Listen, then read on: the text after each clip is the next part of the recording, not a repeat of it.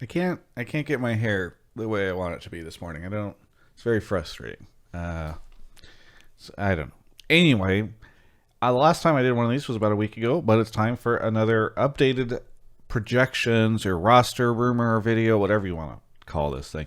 We're going to do all 10 teams again, though I'll admit that some of the conversation around some of these teams are pretty sparse. But I also want to give a shout out to Dot Esports, Upcomer, and Wooloo. And is there anybody else that I'm forgetting? Please don't let me forget somebody. Anybody else who's like putting any reporting out around the stuff, because again, it's incredibly hard to track because people are constantly dropping different stuff. Who said what about what? But everybody's doing great work, so please go check them all out, because some of the stuff that I mentioned here might be something that they've already reported. And I just want to give full credit to all those folks, because I'd feel like a jerk if I didn't. Also, go check out Alienware. They sponsor this video. They sponsor everything I do. It's awesome. Okay, let's get into it. All right, so some CLG stuff. I think previously I had projected their 5-man roster. I don't know if they're going to have Finn now, which I think is what I said before, because obviously he's been told that he can look for stuff. Maybe they're just doing that so that he can like get his contract negotiated down or something like that, or like maybe he is unsure if he wants to be on the team, and so they're like, okay, go look, and then maybe. So I don't know, but maybe they've got some other top in line. But contracts, I'm pretty sure on is their jungler. Palafox, I'm not as sure. I'm like 50-50 on that. Luger and Poom, like the contracts Luger and Poom thing, I feel fairly confident about. We'll see. Maybe I'll be wrong, but that's continued to be the conversation for the past week. Golden Guardians. Okay, so they are keeping Licorice and Olive, and then almost certainly they are running Pride Stalker, who is an import jungler from EU. Lost or Prismal, I believe, are who they're looking at in the ADC. I don't know which one they're going to go. Maybe, yeah, I don't know. We're going to have to see. And then, interestingly enough, potentially making a comeback, they're considering Ole in the support position. So, this is what I'm hearing. But I'm fairly confident about Licorice, Olive, and probably Pride Stalker as well. Again, I should mention, I didn't mention this at the beginning of the video, but all this stuff, nothing can get signed until the free agency day, so don't bite my head off if something goes wrong, because whatever. FlightQuest, I have no idea who their top is. I heard they'd been trying out Hunter and Jenkins. I think I mentioned that like in the episode a week ago, or the video a week ago. I don't know. I'm still very confident in Takuli, Jose Diodo. Aframu, I think other people have already reported it, but I am almost certain that that's their support.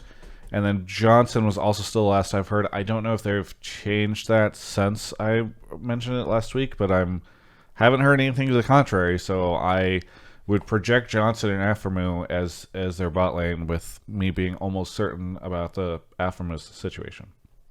Dig. Okay, this is where I have very strong belief that, and I guess that you could consider this a report, that they're bringing in Enatron, who's a coach over from Europe.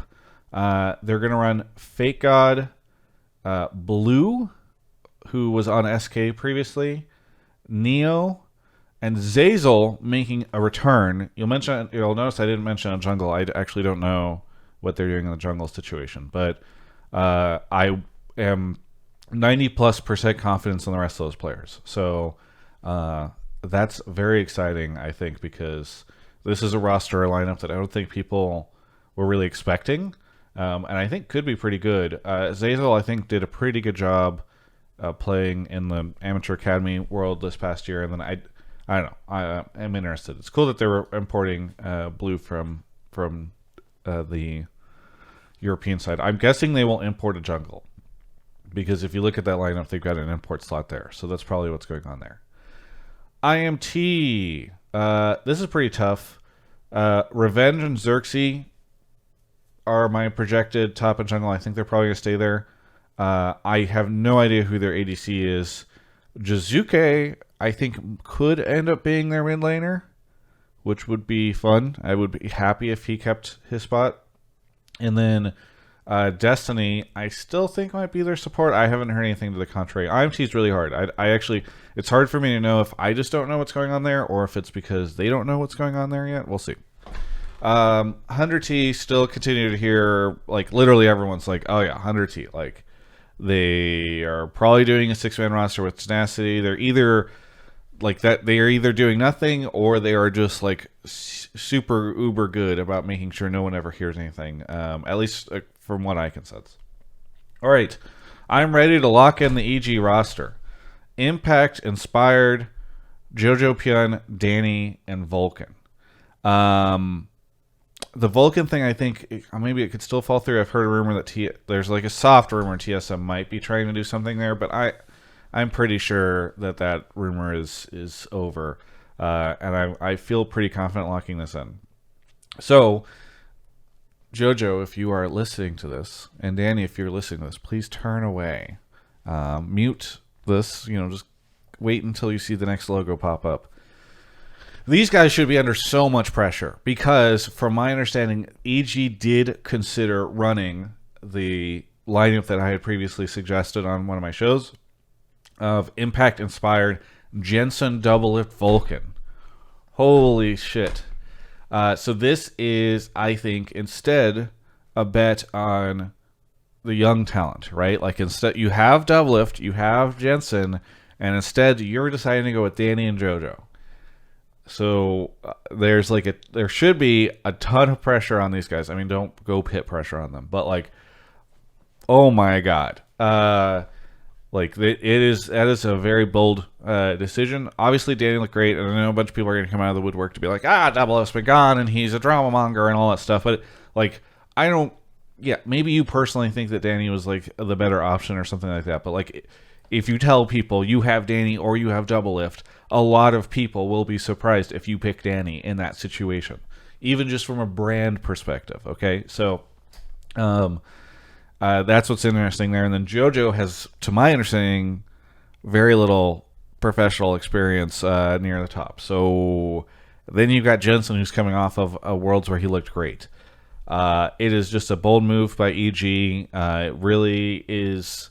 I don't know how I feel about it. Obviously, I think in the past I've said that I would have liked to see the other roster, but they're definitely committing to their, like, we believe in young talent type stuff. So we will see. And then the TL roster is still locked. So we don't have to talk too much about that. Cloud9, Fudge, Blabber. I've heard Niski. Other people have said that they're pursuing Niski, or Niski's considering going to C9. So I think that could end up being a thing. I've also heard that they might run copy. If not, Sven has re-signed, which again I still think is like kind of crazy, because at one point in time he was like the almost for sure player that was leaving, and so I really do think C9 did a pivot back in a different direction after they were out of the Bjergsen race. And then Isles will supposedly be their support. I haven't heard anything to the contrary, so. All right, TSM fans, I'm sorry. I have very little for you. I am very, very confident Tactical is going to be your ADC. I could end up being wrong, but I almost think that I would be very surprised if something changed there. I think, but here's my hesitance around locking in Tactical. I'm even a little nervous to lock in Huni. It's because I don't... Look, maybe they know, and it's just not out there yet. Maybe other people know. Maybe I'm just completely ignorant, and everybody I talk to is completely ignorant. But I don't think TSM knows what their roster is next year yet. I think they are still figuring out between a lot of different stuff. I've heard some people, on the scuttlebutt out there, like people talk about this on the TSM subreddit, is that it's supposed to be a European mid. I actually think that they will probably go in the opposite direction, meaning east. Like, I think that they will find LPL or LCK, Korea, China player, I don't know, Vietnam or something like that, for the mid and support positions. There's been for a while like some rumor that TSM wanted to run an all Mandarin speaking team previously. Obviously, if you've got Huni and Tactical, that's not an option to you, but like that might be something where like if you see 2 Mandarin speakers get picked up, it would be very interesting. Because apparently TSM is like big on China. Blitz is really big over there. So I don't know what they're going to do. I think that they are like on one end of the spectrum you have TL who figures out their roster very early. I think on the other end you have TSM who I don't think does. And I think a lot of folks have been talking this offseason about how it's harder to do deals early for Eastern players because there's just not as much conversation and negotiation that occurs before the free agency deadline or free agency opens or whatever you want to call it. So I don't know. I know TSM fans really want to know what's going on there, and I don't have any details for you. And if somebody else does, good on them. But I think that they're gonna there's a very good chance I feel like that they might we might not know what they're doing on Monday, and we might have almost every other team decided completely or projected, I guess is the right way to put the wording. But yeah, so that is the latest stuff I've heard. Only thing I feel very, very confident in, like from an almost full team perspective, is EG, TL, and Dig. Though again, we still don't know their jungler. But everything else, I think is I think I did a pretty decent job of telling you guys like where things are.